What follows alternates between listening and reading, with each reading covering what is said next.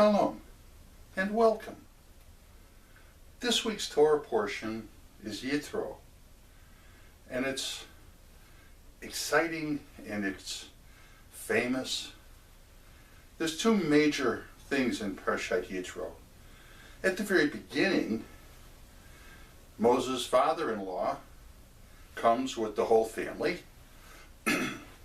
and he gives advice to Moses. He sees Moses working with people who have questions, and there's a line.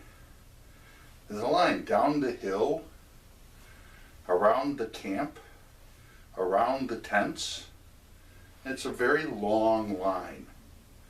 And Moses' father-in-law tells him, hey, look, you're going to burn yourself out and do it real fast this way. You need to delegate some of this stuff. You need to have people who you trust at a lower level, and you need to have them make simple decisions.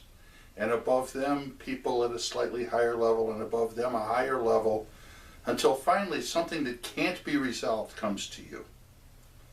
That way, you will only be taking to God those things that are really important, that have made it through the hierarchy, and nobody's going to be overworked. Because you're staying up nights talking to people, and eventually it's going to catch up with you.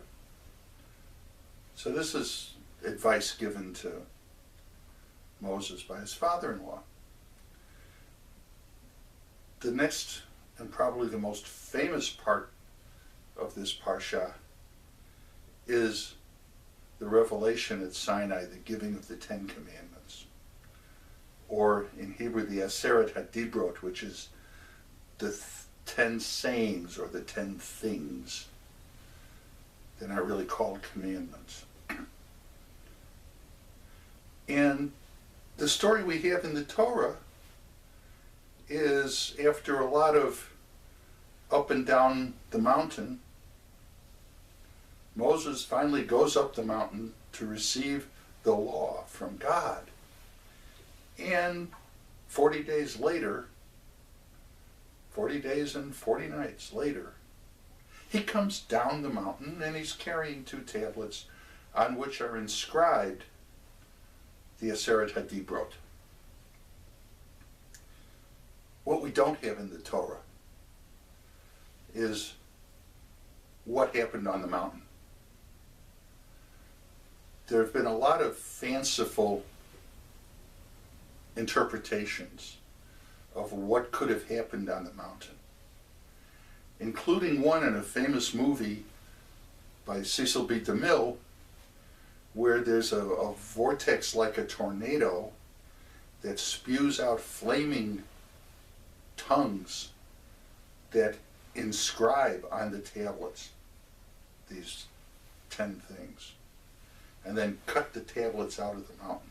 And that's what Moses takes down. Well, the questions ask themselves. If God, who we believe is all-powerful, took 40 days to do this engraving,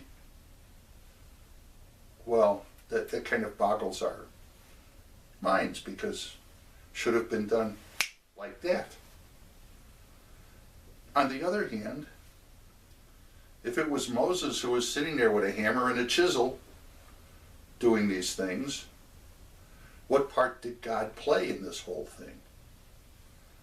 So there have been midrashic stories and all kinds of other stories that try to explain what went on the top of the mountain. Some of them attribute angels to what's happening. There's one story that says Moses went up to the top of the mountain, there's nothing there, and a cloud comes by. And as Moses is trying to figure out, should he hang on to the cloud on the edge, or what should he do, the cloud comes up to the edge of the mountain, and a door opens in the cloud. a door. So Moses goes into the cloud. Well, there's an angel there that asks him, what are you doing here? And he responds that he's there on God's command. Bring the Torah to Israel. And this angel says, yeah, I'm going to block your way. Moses hits him. Moses hits him. Okay. And he disappears and blends into the cloud. A little while later, he runs into another angel, which is maybe a higher angel, representing the fiery angels. And this angel again asks him, son of Amram, what are you doing here? And he again says, you're not supposed to be here. Finally, God intervenes. It says, you angels have always given me all kinds of problems with this. Probably referring back to Genesis, where the angels didn't want man created in the first place. I called him. Leave him alone. So eventually, Moses gets into God's presence, and he's protected by touching the throne so the fiery angels can't hurt him, as he's touching the throne of God. And the angels then beseech God, why are you going to give the Torah to these creatures from the dust? Give it to us. Now, at this point, Moses has had enough. So Moses says, hey, isn't it written in the Torah how God took us out of Egypt and redeemed us from the house of bondage? And he says to me, were you ever in Egypt? Were you slaves? And he continues on and he says, it says in the Torah, doesn't it say, you shall have no other gods before me? Don't bow down to idols.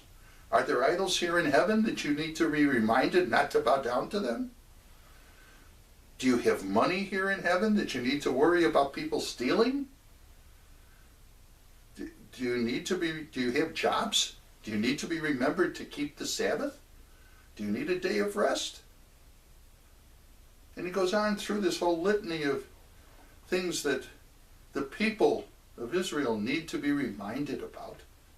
But the angels have no reason. Well, finally the angels agree. And they praise God. And God then teaches Moses the entire Torah. Now, according to some traditions, not only does he teach Torah, the entire written Torah, but he teaches all of the halacha, all of the oral Torah. And this takes some time, so maybe this is where the 40 days came in. And Moses has to sit there and learn. Not bad for a guy in his 80s. Finally, it's done. Moses starts to go back down the mountain, but before he gets barely started, he encounters angels of fear, angels of trembling, angels of all different kinds of fears. And because he's afraid, he forgets everything. So God calls upon the angel that's actually in charge of the Torah, and this angel writes it out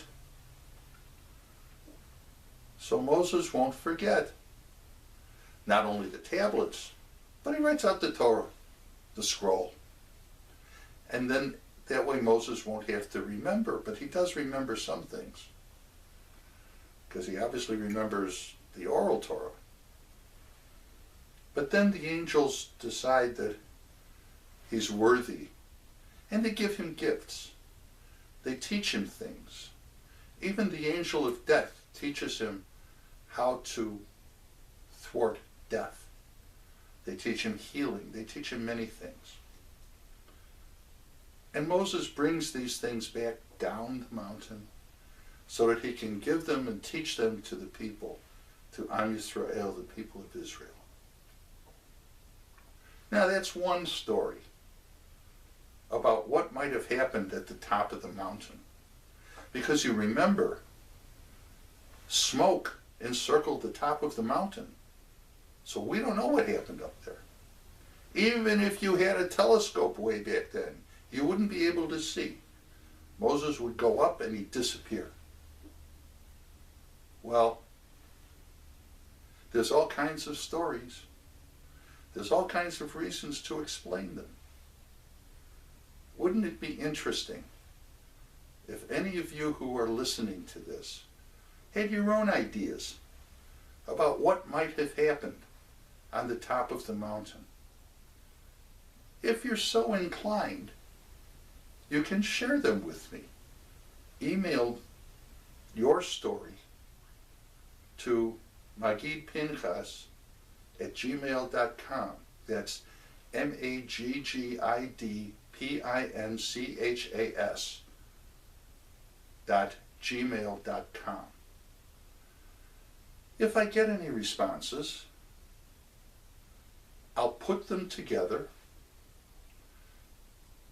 and I'll send them back out to the distribution list, and I'll mention them on a subsequent video. So we can have like an interactive discussion about this very important but very mysterious story about what happened between Moses and God on the top of Mount Sinai. I'm looking forward to hearing from you. Thank you, and shalom.